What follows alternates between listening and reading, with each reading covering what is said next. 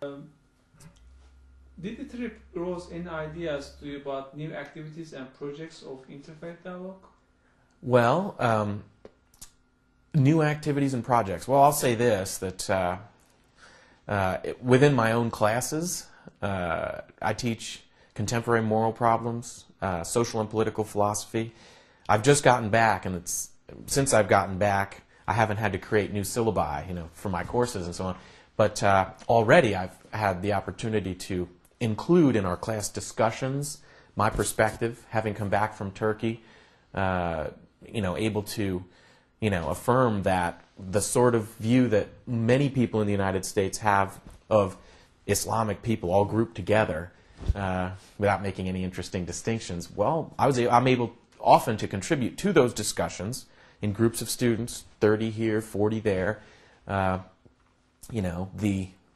I've learned, which I knew in a theoretical way before, Islamic people are not for violence, and they want peace. We want peace. We all love our children. We all want to give them a better world. But it makes a difference having been in the homes of the average person in Turkey. I can come back and speak with more authority about that now, I feel. So at that basic kind of activity, class discussion, as American students are forming their opinions about what people in the other parts of the world are like, I can affect that discussion, I think, in a quite positive way. And maybe in a more systematic way, sort of at the level of student organizations on my campus. One of the members of my department is interested in starting an interfaith dialogue student organization. And so I plan to get behind that effort, and publicize it among students, among faculty. So those are a couple activities that I feel as though now I'm much more, I feel almost as though I'm on something of a mission, that this is specifically important to do. It's one thing to recognize it theoretically. Yes, I believe in that. It's another thing to actually do something about it. And so I've started to take some of those practical, active steps. And how are the reactions of your students when you talk about your Turkish experience in your classes right now? Yeah. Well, for instance, I mentioned to a couple different classes, the story about the gentleman who gave me the hat, and they seem often surprised at, and they've remarked themselves that that would never happen in the United States, or if it would be extremely rare. And so I think at this point it's created in them a moment of pause. Well, wait a sec. This requires that I change my view about what people are like in other parts of the world. It's given them a chance to reflect a little bit more on themselves. Wait a second. If I had an idea of what it's like over there that's incompatible with the new information I just heard, then what else might I have been wrong about? You know what I mean? So it creates a moment of pause, and then they have to reassess their view about what Turkey is like, and by extension, what other people who accept the Muslim faith are like. So. And did it also evaluate yourself, like to be a better person, better loving person, better citizen, or? I would say so. I think that for instance, a couple people who stand out, the guides that we had, right? Jaffer, Betul, Turan, Selda. These are people whom I see as volunteering in a very, what I'd consider a sacrificial way. It's for a great cause, a cause they believe in, but I think they, in particular, probably more than any specific other specific individuals, they in particular probably have been exemplary, inspirational examples, I'll say, in the sense that they're willing to do this much for world peace, to try to promote dialogue on a small scale. I think that I'm encouraged to, make sacrifices in ways that in some way approximate the kind of sacrifice that they're making. I'm not saying I'm going to give up 2 weeks of my life with my family or a month here or there, but I will, over the course of over the course of a semester, over the course of an academic year, often pause and think, well, you know, it might not be the most convenient thing for me to do, to devote time to create an event, to create a dialogue among students after hours or something. But that's the kind of thing that I think that their example encourages in those of us on the trip. And is that some schools that are inspired by Mr. Gulen? Yes. What did you think about them? What are the impressions of them? Well, this is interesting.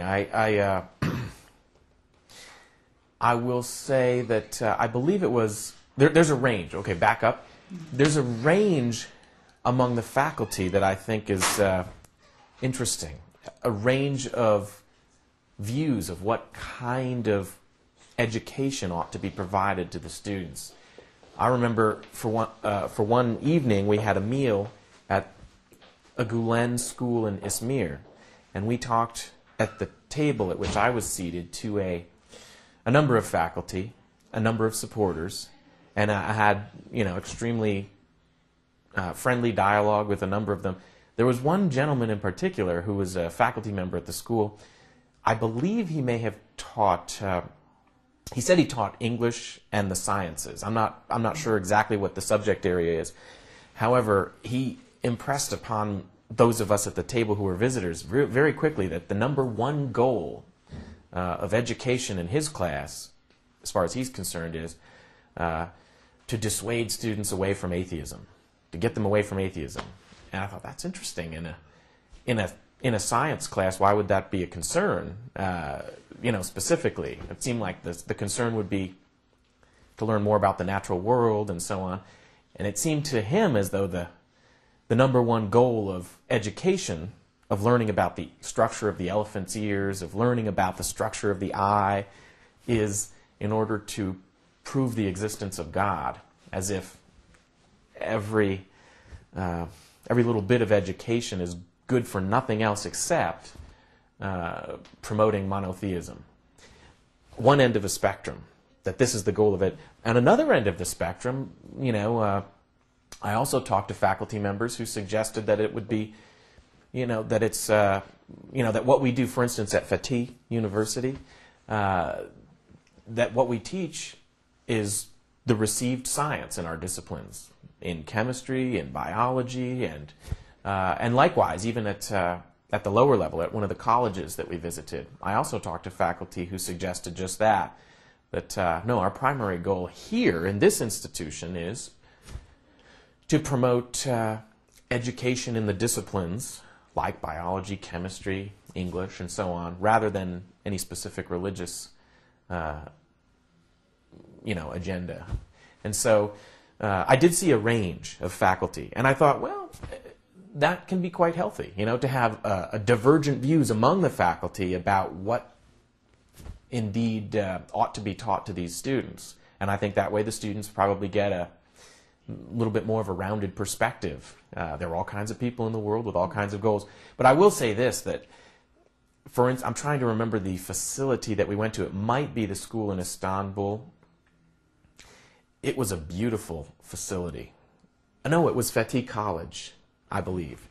So I guess that might have been, maybe that was in Izmir.